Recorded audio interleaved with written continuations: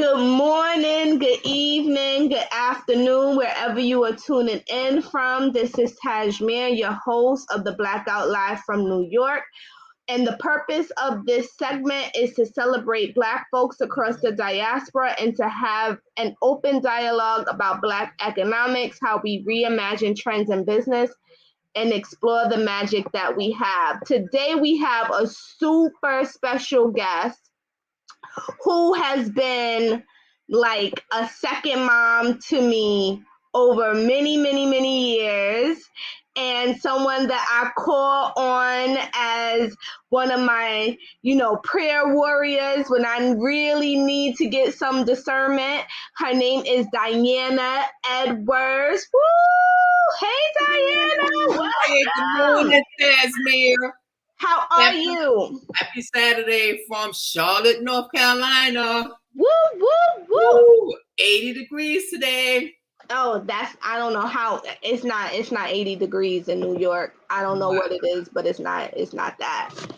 Wow. So we met each other at the MTA when I was interning there in grad school. Yes. And Diana was in the office, and I used to go over to her desk all the time to bug her about just life stuff. About everything. And you had started Sisters Flow at the time, which was like a ministry helping women who were seeking God. And we did a conference together where that was like my first time working on a conference. And Diana was like, Taz, if you stick with me, yes, you're gonna make it. Yes. And now all these years later, we have stayed in each other's lives for such a long time. And you have been such a blessing to me that I had to interview you today. Thank you. And let's just talk. What's going on? Okay, so I'm down here in Charlotte. So I relocated. I really wanted to talk about life after 60. So I relocated from Brooklyn, New York to Charlotte, North Carolina, and I'm just doing my thing here. But so how was the move? When you decided to move, I remember when you were like, I'm moving to Charlotte, and I was like, huh? Okay, so when I'm a retire, as you know, I retired from the NCAA transit. So in 2018, I decided to move to Charlotte. But I was going to take my mom with me. But my mother got sick and she had cancer and she passed. So I decided, well, I might as well, it's a reason I might as well stay in New York. So last year during the coronavirus, as everybody was, we were contemplating our lives and, oh no, I can't live like this. So I decided I'm going to look around in Charlotte and move. I was just ready to move. So I got in my car. I drove down here. I found a spot within a week. They told me I could move. I drove back up to New York, emptied out my place, and I'm here. I remember that time because I was like, huh? What's happening? I'm a firm believer as I don't want to have no regrets. I'll be 60 years old next year. I don't want to live a life of regret. So I'm going to try something once. So if it didn't work out, I'll move down here. If it's not working out, I'll find someplace else to go. But also, you're so spiritually grounded, though. Yes. So that gives you like a whole nother armor of risk taking because you're like, I prayed about it. This is what I feel like I need to do. And there was no way that any of us were going to keep you in New York because you were just like, nah, I got to go. Sometimes, as you said, I consider myself spiritually grounded, but I've been in this walk a long time. And it took a long time for me to get this place. But when I feel that it's time that God is telling me to move, I'm going to move. I'm going to trust him enough to move because he has it, all in control. So I'm not going to sit here and look for the future and try to figure out what's going to happen to me in 5 years, because as we see with coronavirus, we might not be here in the next 5 years. So I decided to take a chance. Life is about taking chances. I tried, Taz, which you call your brothers. I have 2 sons, and their whole life is taking chances. Which my youngest son just took a chance and left Brooklyn and moved to Chicago. So it's all about taking chances. Yeah, but you definitely have always told me, like, Taz, pray about it, see what God has to say, and just move in that direction. It don't matter if nobody else think it makes sense, right? But that is so hard to find people that really walk that walk, because people have all these different affirmations that we talk about. Yeah. And I remember when I was at the NTA, I was reading this book, and this lady was putting all this stuff, these like affirmations in these plants. And so I thought I was doing something major. So I come back into the office and I'm like, Diana, I got a prayer plant. And you were like, a what? I'm a funny set off, and I told you that plant is telling you, please stop putting this paper in me and water me, because we tend to look to other attributes instead of going to the Lord. So we say this, put it in the prayer plan. God says you don't need a prayer plan. You need me. So I tried to tell you that. Yeah, and then after that, definitely started, delivering my prayers and my hopes and my dreams and my fears. And in that time, Diana was there like right after grad school. And I was having a hard time finding a job. It was like hard. And I kept seeing all these other people around me were getting jobs, and we knew I was smarter than these people. We were like, wait, why can't I find a job? What's going on? And you kind of kept me at, Taz, it's going to be your time. Whenever it's your time, it's going to be your time. Don't get nervous. Don't pay attention to what you don't have. Don't pay attention to what other people have. Just focus on what you have to do to get to where you think you want to go, because where you think you want to go might not even be where you're really supposed to be at, for real, right? But that was such a hard moment for me, because I felt like I was constantly getting the short end of the stick. And you kept redirecting me to like praying about it. And I was frustrated, and I was kind of praying, but I was also frustrated. And I was also jealous of what I thought other people were doing. And I felt like they were getting all these opportunities, and I was kind of like still stuck in the same place. And I didn't really know what my place was going to be, or who I was going to be, or what I wanted to do. And that was around like almost every aspect of my life. Diana was like, do you want to get married? I was like, I don't know. I'm confused. I don't know what that looks like. Where do you want to live? I don't know. I'm in New York. I was like so confused at that time around what to do, how to do, where to go. And I remember we worked on that conference together. Mm-hmm. And that was like, Diana has always been really bold. We were like, okay, we're going to do this conference.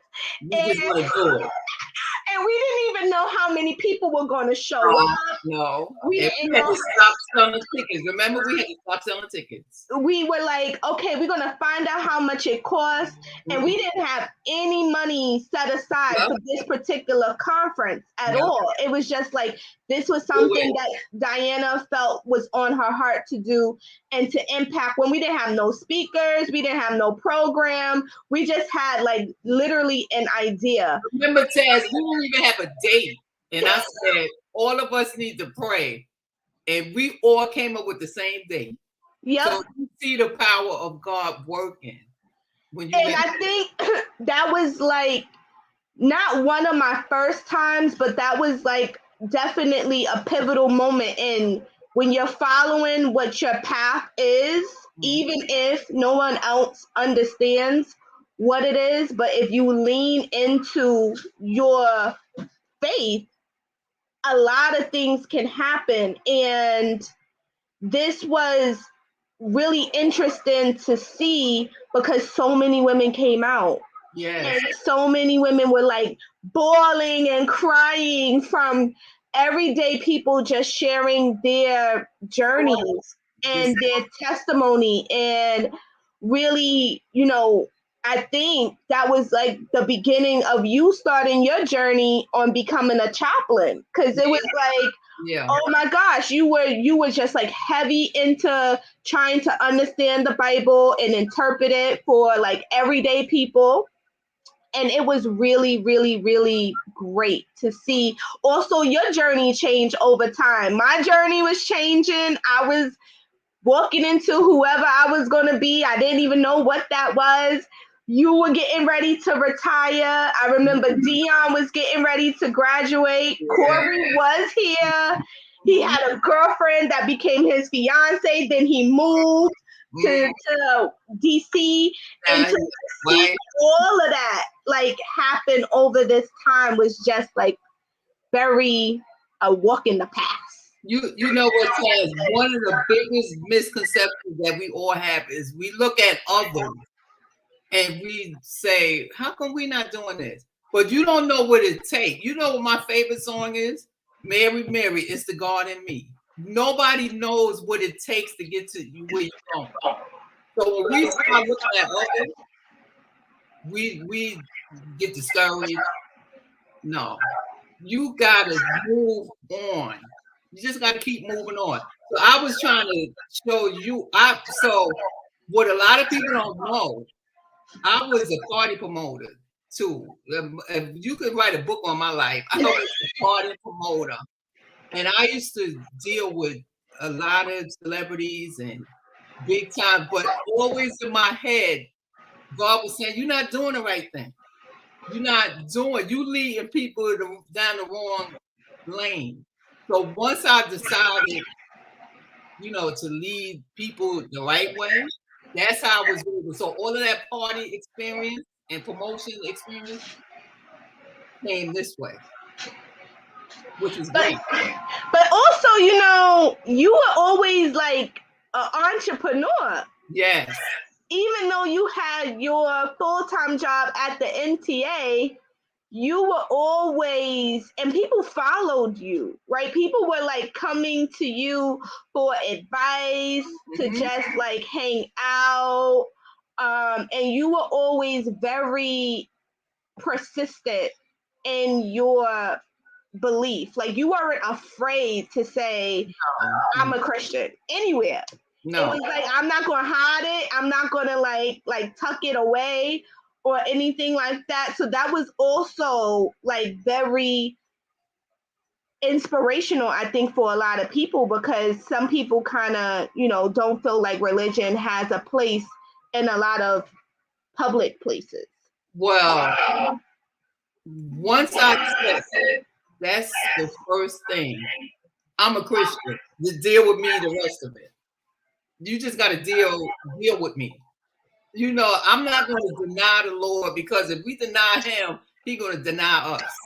So y'all deny me, then he do.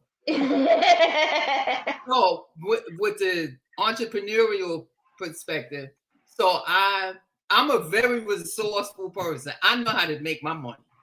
Let me tell you something. As a matter of fact, I'm retired and I'm here in Charlotte, and somebody said, "You want to make some money working at the IRS?"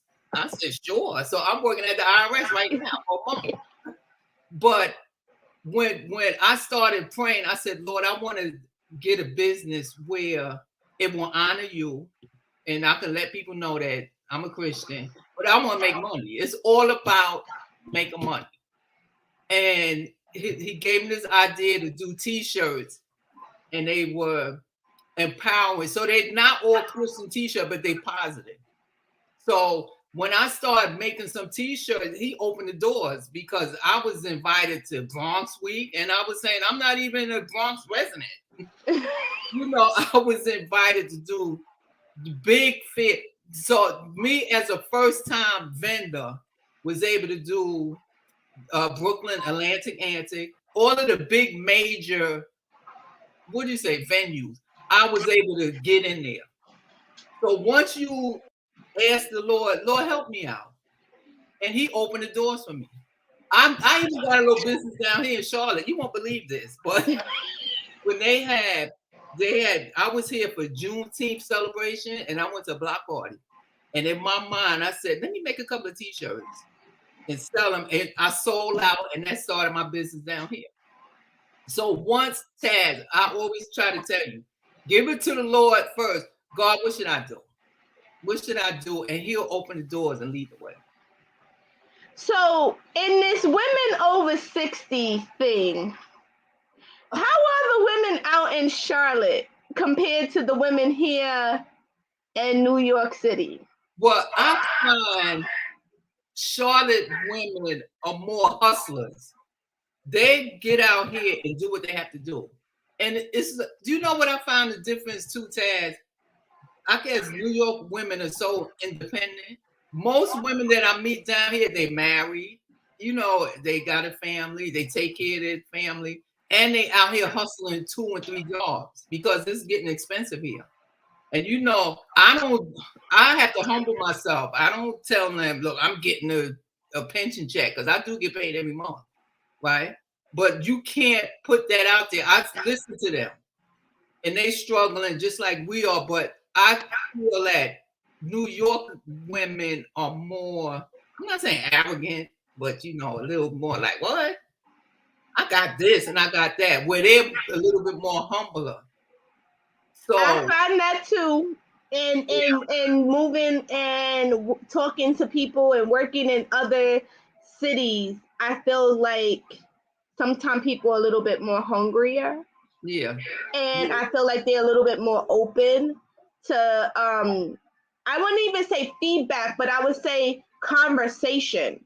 Yeah. I feel like in New York, people feel like they got it together already. I don't need no help. I need help. Yeah. I got it. Don't tell me nothing about what I'm doing. I don't need your input, kind of thing. But they really do need your input, but they just faking it for the funk, right? That's that pride. Taz, that's pride. I don't need to answer. But you know me, Taz, I will ask anybody. Should I do this? What should I do? Can you help me? So that's one of the biggest, as a Black woman, that's one of the biggest things, our pride. We too proud to say we doing bad. We too proud. So I even have a couple of women, they want to start a little something down here with me. And I was trying to explain finances to them, how you got to get your credit score up, because I met like 3 women and they want to buy houses down here, but your credit score is in the 500s. It's no way. You gonna pay, if I pay 2% interest rate, you paying 20%. So I'm down here trying to tell them, because a lot of people tend to look up to me. I don't know why. If you know my story, look, I got a lot of issues, but but I get it, where people don't, if you're not taught, Taz, I always told you that. If you're not taught something, you don't know. Mm-hmm. So if I hear you asking me, oh, I want to get a house, how did you get it? Because I got a new car, God bless me with a new car. How do you get that? I explain how I got my credit score up. Once you have your credit score, once your finances in order, then you rule the game. So I'm trying to explain to them, pay your bills. Just pay your bills. Pay your bills, and you can get a far loan. You can get a loan. Now I want to talk about, you went back to school to study. How was that, like, going back to school? Okay, so my oldest son is 37 and my youngest son is 31. So when they were in college, I went to college. So that was my intention, to graduate. When my oldest son graduated, I'm gonna graduate. But life happened. So when my youngest son went to college, I started back college again. And that was my intention. I'm going to graduate with him. And then life happened. So now the running joke in my family is like, oh, with your grandkids, you're going to be graduating with your grandkids. So I said, I really wanted to finish my degree because I've been to college. I have so many credits. I even been to seminary school, but I never finished. Every time something happened, something happened. So I decided I'm going back to college. So I went to college, which was, the adults go at night. So I went in the morning with the 18-year-old who can be my grandchildren. And how was that? How was that experience? God is so good because they start calling me Mom. Oh, we got Mom. I have so many sons now from the college. But I just so happen, and I'm not bragging, but I just so happen to have a 4.0 average. And the professors were, especially my English, because Taz, I love writing. So my English professor wanted to mentor me on the side because I told him I did a little devotional, self-published.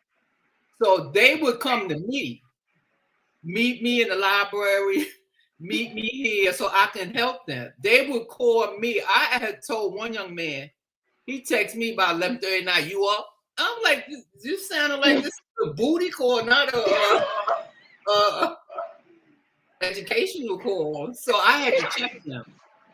But so God had really put me in there to mentor these young men. It was a lot of young men, which one, he started his own, he was just like you, Taz, and he started his own audio production company because I had that too, and I had all that equipment. And he just moved to Dallas. And as he was driving through, he called me and I said, no, you too far over, keep going, because he wanted to stop in. But I speak to him. So I didn't finish because of coronavirus, because I'm not an online person. So I couldn't grasp the whole, I'm going to do a whole semester. I'm not paying for 2 semesters online. So, I've just put it on hold. I withdrew and put it on hold. But I'm going to get my degree. I'm going to get my degree. I believe it. If that's what it takes. So, but beside that, I met a young man in there whose uncle is the head of the United States chaplaincy for the Supreme Court. And he shared with his uncle, oh my God, you got to call. She's like my mother, Diana. I think she would be a great chaplain. So they called me and I took a couple of chaplaincy classes when I was in seminary, but I never went with it. Because I know you had to have a master's degree and this and that. So Taz, that worked out where the uncle was like, oh my God, I want you on our team. So now I'm a chaplain. I took the classes. I'm a chaplain, and they want me to open up a program down here in Charlotte. So and this is all women turning 60 or in their 60s, and you are still moving. You know what, my son, when I told Corey I'm getting ready to retire, he said, well, what you gonna do? And he, in the next breath, he said, oh, I forgot who I was talking to. So I don't believe turning 60, you're supposed to lay down and die. It's too much work. I will work to the end. I'm going to work. If that means, mentoring people, because I have a heart for mentoring. I have mentored you. I got so many people that call me, but I have a heart. I hate to see people that are lost, because there's always a road to go. So I will try to my dying breath, try to help somebody out. Yeah, we have a comment here. Mentorship is important. Yes, it is. Yes, it is. And I like to relate that back to this village concept, because I was just talking to I have to say my birth mom, because I have so many moms, as you know. I think my mom was a surrogate mom to so many people. But it's so interesting that she understood that she didn't have all the tools to give me everything that I needed or answer all the questions that I had about different things. That she allows me to make other motherly connections with other people. And that is so unexpected. You were there at the virtual baby shower. I had like how many mamas in like 10 in the joint? Everybody was like plays different roles, and I feel like that to me, mentorship for me is an extension of my village, which is an extension of Elijah's village now, because he has so many grandmas. And I think one of the concepts is that women are very jealous. But in my experience, having this combine of all these moms, you guys just know your space. Like nobody interferes with your designated space. How can we replicate that? Because you have it, and you have let you know. So I believe that everybody has something to give. So even with my son, if I don't have anything to give to him, but you do, I'm not that insecure to say, oh my God, they're going to do this. They're going to take my sons. First of all, when they was young, I said, go ahead, take them. Look, it's getting on my nerves. But people have to be secure enough. You know what I told this young lady yesterday? I said, if you don't know who you are, somebody else going to tell you who you are. And you have to be secure enough. Your mother was so secure that we were at the graduation. Oh, that's your daughter, Diana. Oh, where she knew if something she didn't have and I had, it connected. It's all about helping you. When you love somebody, you want to help them no matter what. Mm-hmm. So in order to have, like you say, in order to mentor people, you have to have a candidate willing, the person willing, but you have to look at their family. If they're willing to have somebody help you. Yep. You know, if you don't have, if I said, Taz, I'm going to mentor you, and your mother was like, oh, I don't like her. It's so much conflict. Mm-hmm. Because, like you said, people are jealous and they're insecure. So that makes it look like I'm less of a mother. Mm-hmm. Mm-hmm. If I'm showing you stuff and you always coming home and, oh, she taught me this and she taught me that. But your mother was like, no, tell my daughter, look, show her. Yeah, I had so many moms at my master's graduation. People didn't really know who my mom was. And then even at Eli's baby shower, there was so many. When I tell people like, oh my gosh, Eli has like 6 or 7 grandmas, and they all have different calling times on FaceTime with him. I think people don't understand. It's a disconnect between saying you want a village and actually seeing one in action. And the thing is like, well, what does your mom think about it? I was like, she don't think nothing about it, because these are people who have been around for such a long time, right? I don't know if I could take any more applications for moms. I think I'm all mommed out. I think I'm all mommed out.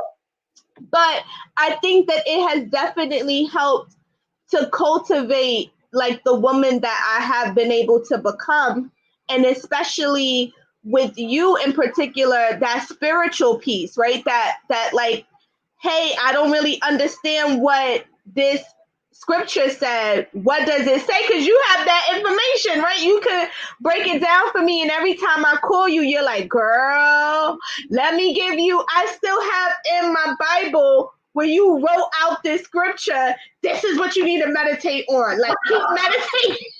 Meditate on this scripture. This is what it says. This is what it means. This is what it does.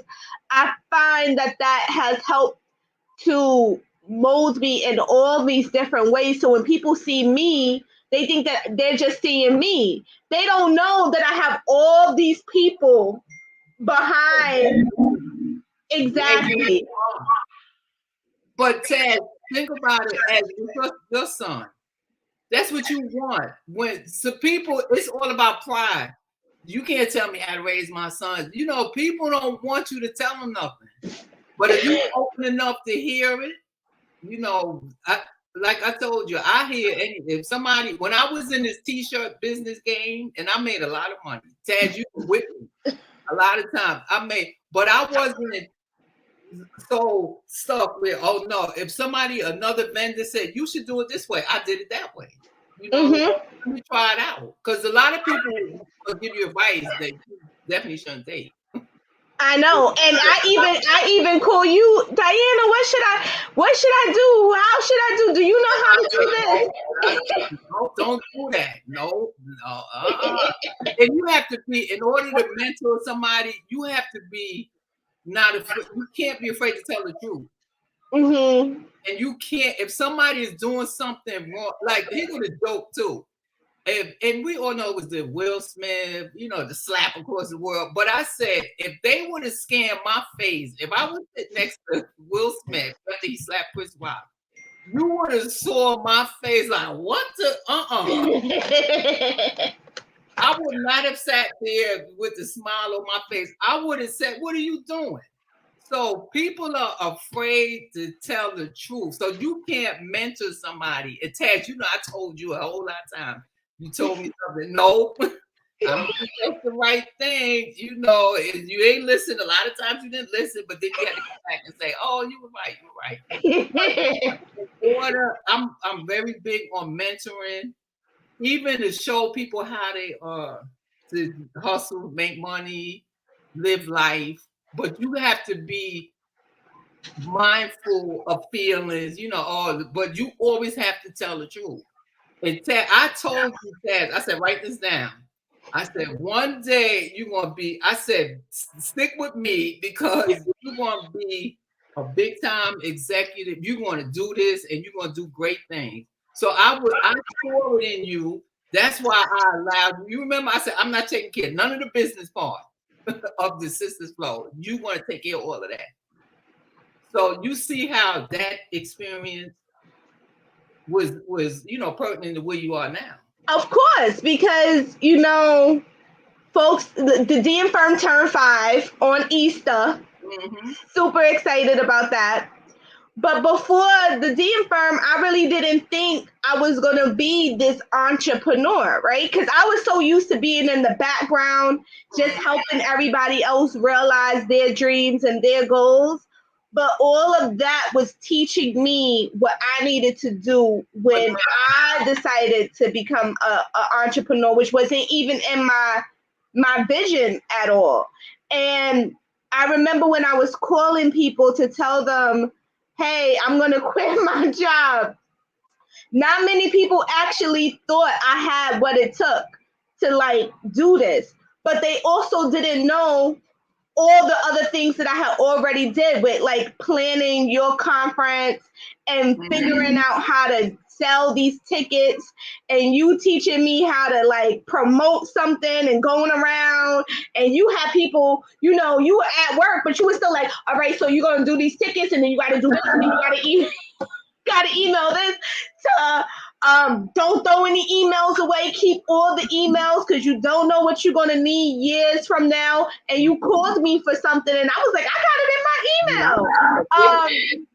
But all of those tools definitely helped me when I decided to start the DM firm. And to be honest, part of being an entrepreneur that people don't talk about is that you have to lean a lot on your faith. Yeah. It is really unpredictable. One moment you can be like on the top of the world, the next, but oftentimes nobody's calling you. No, I gave you when you first started, and it says, "Do not despise small beginnings." So we leave and step out and do what we have to do, and we're not going nowhere. It's not doing this, but the Bible says, "Do not despise small beginnings." Like, okay, you can't start out big because you have no place to go. But people look at it when they first start out, they expecting, oh, I'm gonna leave and it's gonna be so much success. Success comes along the way. So it does. So I tried to tell you, and I remember when you told me you were leaving your job. I said, girl, I'm gonna meet you up in Harlem. We're gonna go to get something to eat. So I was like, do it. Because I love it. My oldest son, he's my aspiration, because I always tell him, when I grow up, I want to be just like you. Because in a drop of a dime, okay, I want to do this. He has no fear of, I want to do this. And a lot of people say that's because mom, you know. Well, yeah. Well, I can say from Dion and Corey, they will pick up and go to another country without having a lot of things planned out, but they definitely lean a lot into their faith. Like they're gonna figure it out, right? Corey has traveled the world. He has been here. Tegan has her passport, right? And then Dion is just like, you know, he works at some place and that doesn't bother his spirit, and he's like, this isn't the place for me to be. He's not saying, oh, I gotta stay here because I gotta make this money. He's like, no, I'm gonna move on to the next place that I feel works with my spirit and my skill set. And if that means that I have to pick up and move to a whole nother city, I'm gonna do that, right? And so they have totally been super fearless. I wasn't always like them, right? I was like a little scared. I was always like, Diana, I don't know, I don't see it. I wasn't always somebody that was so spiritually grounded, because I also wanted to see at the same time, and I didn't always understand that sometimes it's not meant for me to see it. I just got to do it, and that was kind of like what was holding me back. But the more I practiced, right, like saying like, I'm gonna just do it. Now people think I was born this way, but they don't think that I had to. Yes, when you plan stuff. So this is what I learned out of my almost 60 years. We decide we want to do something, but we have our own plan to what it's supposed to be and how it's supposed to be. So when it don't fall into the way our plans go, we give up. So if you can, and that's the hardest thing to do, is say, I'm just going to do it. I don't care. Let the chips fall. So we have Doug from Oakland saying hi. Hi, Doug. So if you want to start a new business, of course you have to have a little plan but don't be so tired out and so solid, because things go all different ways. I tell everybody, if I wrote the script of my life, a whole lot of pages would be cut out. A whole lot of characters would have been missing. You know what I'm saying? So here's another thing. When I get something in my head, you know that's me. If I get something in my head, I usually pray about it. And if I feel, okay, I'm going to try it. A lot of times I just did it and it didn't work out. So here's another thing I'm working with. So I found so I've authored a book, right? And I love to write. So I found my ancestors. I'm on this big ancestry kick because I want to know where I came from, right? And I found out that my great-grandfather, who died in 1918, was the first he was born a slave, but he was the first Black educator in King and Queens, Virginia. He was the pastor of a church for 29 years. So it's so much rich history. So I want to know where I come from. So now I'm decided, I'm gonna write a book. Look, so I was able to go all the way up into my sixth. That's a blessing. My sixth great grandmother, and I have actual documents. So now I'm planning on. I'm not copying off the Allegheny, but doing a little root saga of what I think my family went through. So that's my next project. I'm going to write another book. I love it. I mean, and this is like around life after 60 is so much more to do, right? It is. And you never really start. I remember when you called me to tell me about this, I was like, I need to look into mine too, because I don't know, right? It was something that I had thought about, but nothing that I had actually like made reality at some point. But I think that that all helps to motivate us, because people say all the time, I'm my ancestors' biggest dreams. But then we don't even know our ancestors, right? We haven't really taken the time. And you know what I found out through my investigations? That my great grandmother's side of the family, we were free. We wasn't even enslaved. And I have the actual document from 1742 when my fifth great grandmother, they gave her her freedom because she had a baby by one of the slave masters. So they took the baby and all her kids were free. So down the years, I even have it where, so I said, I come from a line of strong Black women. She might have had, you know, was enslaved and had that baby, but she said, we're going to do something about this.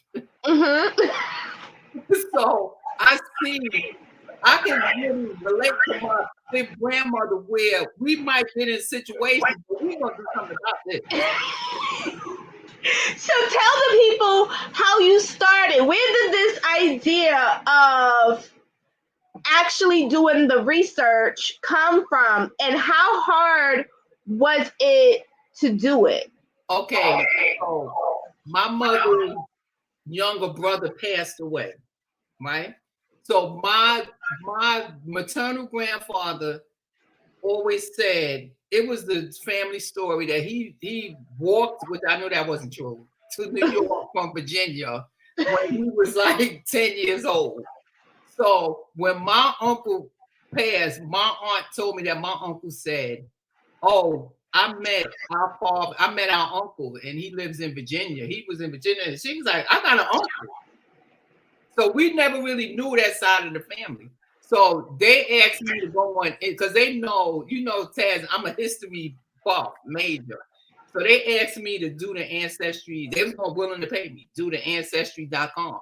So I found that my grandfather did have a brother, and he just died in 2005. And so I shared with my aunts. I said, you could have knew your uncle and your families. That's so sad. So then I found out that I found out so many things, but you can't do it on the free version. You got to do the paid version. So the flip side is two of my cousins, they were in high school, they about my age. They were doing a family project for high school, and it took them like 30 years to get all our information, but they sent it to me. So I have information on my maternal side and paternal, but it's very hard. You have to talk to people because I have a cousin that's 87, but her mind is very sharp. And she was able to give me names. It's a lot of hard work. It's a lot of work, but it can be done. I even joined the Middle Virginia African Ancestry group. So when I was on the call, says this lady said, "Diana, are you still on this line?" I said, "Yeah." She said, "You my cousin," because I took a DNA test and I did it. So it's like interesting to find out. They say it can't be done. Taz, I'm telling you, I found my sixth great grandma. They And say how do you feel that that has impacted your life now, knowing this information? How do you feel that this impacts you? because you know where I came from. You know, if you read in the Bible, Jesus, there is 14 generations of Jesus. Look, we know when you know who you are and you know where you came from, it's like a satisfaction. You know, I used to separate myself from Africa. I always say, "Oh, I never want to go to Africa," or because we don't know our history.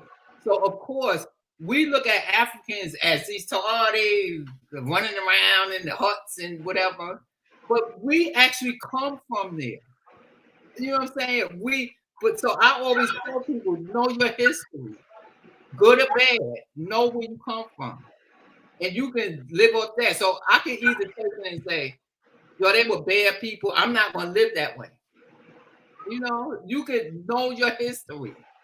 Just But know. also, you and your family went, and one of your uncles or grandpas or somebody Yes. didn't have a headstone, So and you guys decided to do that. my great grandmother, nobody knew where she was buried at.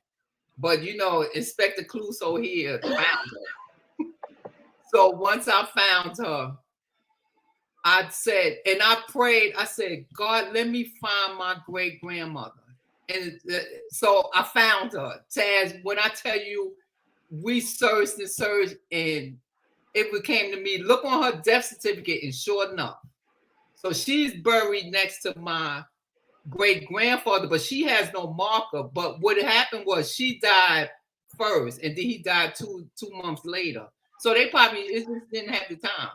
So I said, if I find her, what should I do? And I said, if I find her, I'm gonna put a headstone on her grave.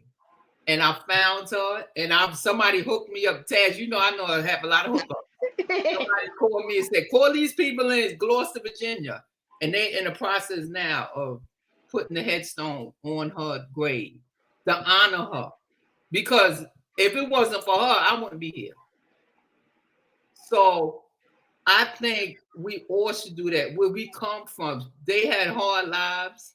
And what happened when I told my younger son, I said, you know what, Dion, I'm gonna write a screenplay with that's his seventh great grandmother is looking, you know, she was enslaved and she's looking, and all of a sudden she see you, 7 generations.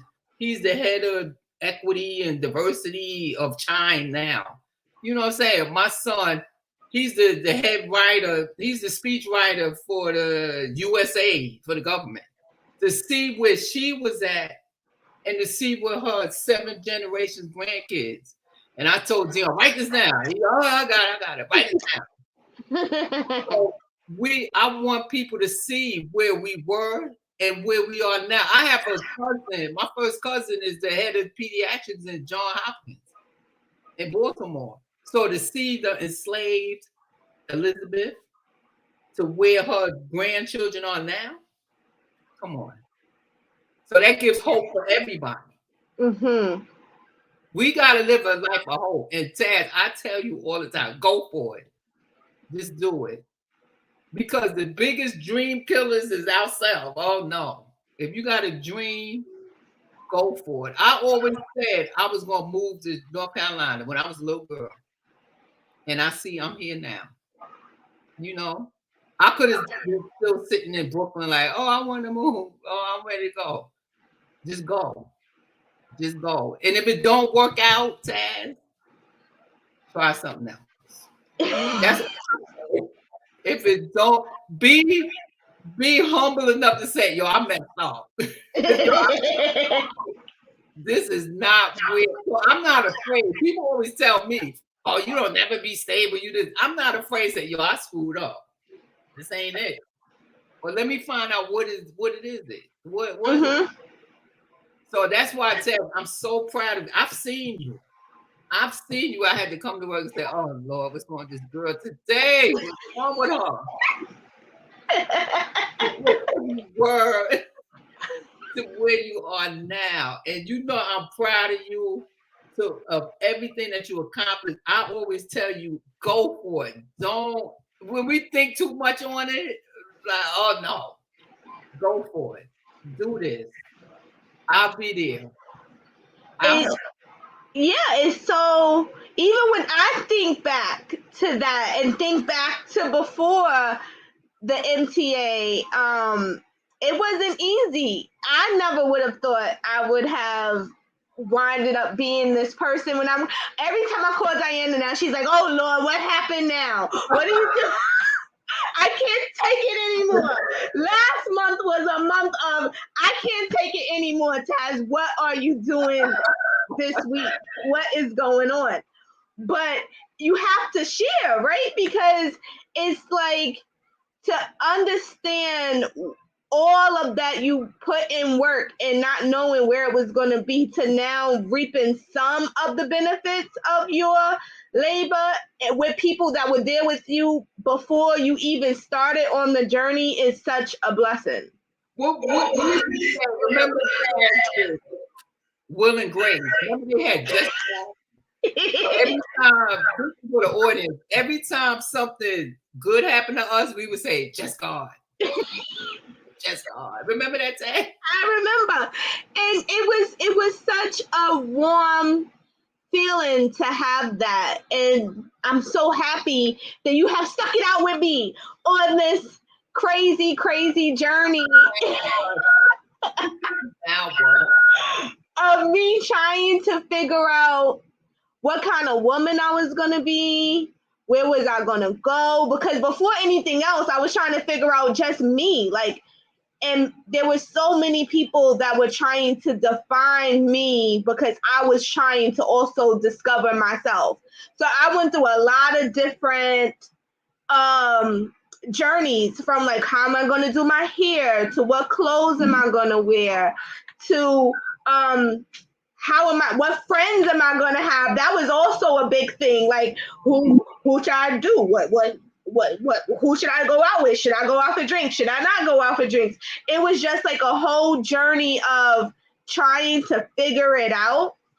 And now that I have some pieces figured out, and now the newest journey is figuring out my motherhood journey. It is so interesting, and I'm so grateful and enormously blessed that you have decided to go on this wild journey of me coming from becoming a young woman to becoming a mom and an entrepreneur and a founder and all the other titles that I will get along my lifetime, and also to continue to push me to think about what's next, right? But from a faithful perspective of what's next, and not being afraid to share my story with folks. Remember, I said, you want to be married? You want to get married? And you say, I don't know how to be married. And I went out and bought you a book on how to be a wife, a faithful wife. You did, and we read it together. And you were like, okay, Taz, because most people have this story of like, I don't really know how to be a wife, or I don't know how to be a husband because my parents aren't married, or my friends haven't gotten married. And even though sometimes your friends get married, that's not necessarily the model you want to replicate. And so to have you and Joy and Nadine at the time at the MTA, who were married or had been married before, really shared that this is what being a wife looks like, right? Because first you are a girlfriend, then you are a fiance, then you are a wife. So this is what this role of wife looks like, and it's way more to it than the wedding, right? And Joy at the time had did an arranged marriage, and she had arranged her kids' marriage. So that was the whole, but it was the whole concept of what it takes to be in this union and what that means. And as a Christian, what does that look like was really important, I think, for me to understand what I might be getting myself into because I had no idea. Taz, you know what the key to mentorship is?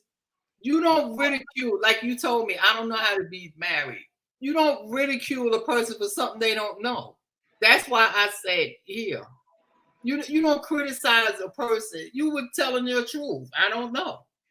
So if you don't know, I know, I'm supposed to tell you, and show you. So the sad thing is, a lot of people can't mentor. And I have a heart for mentoring young ladies. I got to tell you everything that I know. Look, that I know, this good, bad, this is going to happen, this is not going to happen. This is this. But if you're not willing to share, some people don't want to share the wisdom because they don't want them to grow over them. Oh, they're gonna know more than me. It's enough for everybody. Mm-hmm. You know, so if I know something, that's why I expect if somebody knows something, why can't you tell me? That is completely true. I feel like that, along with, getting my first apartment, was a big deal for us. For me having my I first real remember job. you in the apartment. I remember what you had in the middle of the floor. I remember that. I grew up, right? And so it is very, very interesting to just see the development. And I really would like for us to pour into each other a little bit more. And I also, I have all these mentors and a million moms, and my team, my squad is always there. Don't make me have to call any of them because they will come running. But I feel like it's immensely important for us to do that, and I'm always hopeful that I make you guys proud, because whether people know that you are there, I know that you are there because I just called you a few days ago, Diana. What do I do about this? How do I do this? What do you think? And you don't always have to be the most educated, right? That's another thing that I think people feel like I can't help because I'm not the most educated, and that doesn't matter because I learned so much from you about being a Christian, how to carry friendships, how to be okay with friendships growing and not trying to hold on to people that might not need to go to the next level, but you're so afraid. And I watched you transition friendships that I was like, oh, that's how you do it? Oh, okay. To dating, to serious relationships, to having children. It has been great to just watch you even move to Charlotte. I'm out. Yeah, because you shocked me. I was holding the phone like, wait, you doing? I don't got enough time to come over. I was trying to figure out how to get over there. I didn't tell people because once you start telling, if God already put that in my heart to move to Charlotte, I didn't need nobody's 2 cents. I didn't need your opinions. I didn't need that because once you start listening to other people's opinions and what they would do, if it was me, I would do this. So what I did was I packed up. I told my children, I think I told you, and told my aunts, and I left. Then I put it out. I'm living in Charlotte now because if I would have listened, that's one of the things too. If you about to go to the next level, be careful who you share everything with. Because there are people, even good meaning people, will try to talk you out of anything because they don't understand the vision, they don't understand this. So do it, then tell them. That's what I did it. I had my cousins call me. I don't believe you didn't tell me. I'm telling you now. And Dion did a similar thing just a few months ago. When you were up here, he was doing. I spoke to him for a bit, super excited, and I think that's what we have to start doing, right? Supporting. This is what, if people don't know what support looks like, they could just replay this show. I said, I'm moving to Chicago. You know what I did? You got on the website, start looking for apartments. I drove the 10 hours from here to New York, helped them pack up. But I got tired of New York. I stayed there 10 days and I came back. And you got some goodies too, because Dion was buying all the fancy smancy kitchen appliances that he wasn't taking with him. Still hooked me up. But when Corey, with my oldest son, he said, Mom, I want to work for the World Bank. And Corey was making almost 6 figures at his place in New York. And he said, I'm going to quit my job because I need to get my master's from John Hopkins Business School. You know what I did? I brought him some John Hopkins sweatshirts. His brother brought him John Hopkins this. So his brother said, Ma, suppose he don't make it in. I said, well, at least he got the sweatshirts. And my son, so I didn't say, oh no, we encouraged him. He made it. Not only did Corey get his master's, his MBA, he was the head of in John Hopkins in Washington, he was the head of the Black whatever. They did the Trayvon Martin sit-ins. He did a lot while he was there. I didn't discourage. No, if you want to go, all right, I gave you that. Here's your shirt. This is what you need to look forward to. So we gotta encourage others. We have to encourage others. If they want to do it, don't be like, oh, if I was you, because that's the biggest drawback. If I was you, but you are not me. You are not me. So I feel that, and this is for anybody listening, if somebody has a dream or vision, even if you don't agree with it, talk a good game. Oh yeah, you can make it. In your mind, you might be saying, I don't think it's gonna work out. But don't tell them that. Let them tell you it didn't work out. Because I don't want to be the one where my children were sitting back in Brooklyn 50 years from now saying, my mother said, if she would have told me this, I could have did this. I don't want to be the one to hold anybody back. So that's my advice to anybody. If somebody has a business they want to share, if somebody has anything, implement this, that, listen to them. Do my famous, okay, yeah, you can do that. Okay, listen to them. Don't in your mind. They say have a commercial said, never let them see you sweat. I go home and say, why are they doing that? But I'm not going to tell you. I want you to come back and tell me, that ain't work out. Then I might give you a little, maybe you should have did it this way. So if anybody has I'm a firm believer. Like I said, I'll be 60 years old. I can't wait till I get my Social Security too. Who knows where I'm gonna be at in the next 2 years? I'm not saying Charlotte is the place. I'm opening myself up enough to say, God, whatever. But I know, hope he don't tell me to move back to New York, because I do not want to come back. But I'm like with you, with your business and all that stuff, I listen to you and try to give you a little advice, if this, do it this way, do it that way. But I'm not going to say, no, Taz, don't do this, don't do that. Because who am I?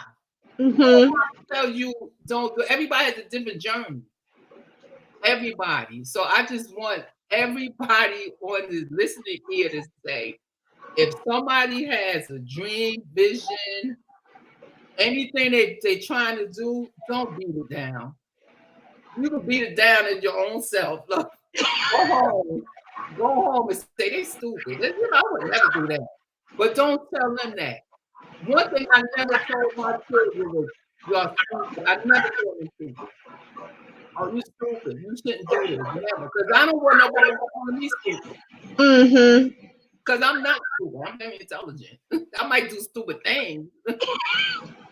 But my whole essence is not stupidity. But I believe you always have to encourage people and lift people up. Lift them up. We had a great show today. We talked about a lot. We talked about being a Christian. We talked about going back to college. We talked about how Diana met me and had me to stop putting my prayers in the prayer plant. Yes. To ancestry and finding your ancestors for real. It takes some work. Be on the lookout. Diana got a new book coming out that when you get the book, when you get, like, what is it called? The sample where you have people read it around, you can come back and tell us when it's coming out. I'm super, super, super excited about it. Thank you for waking up early to do this interview with me. Girl, I was laid out and I couldn't get on my computer, but God did it. And we will be back here again next week. Thank you so much for tuning in.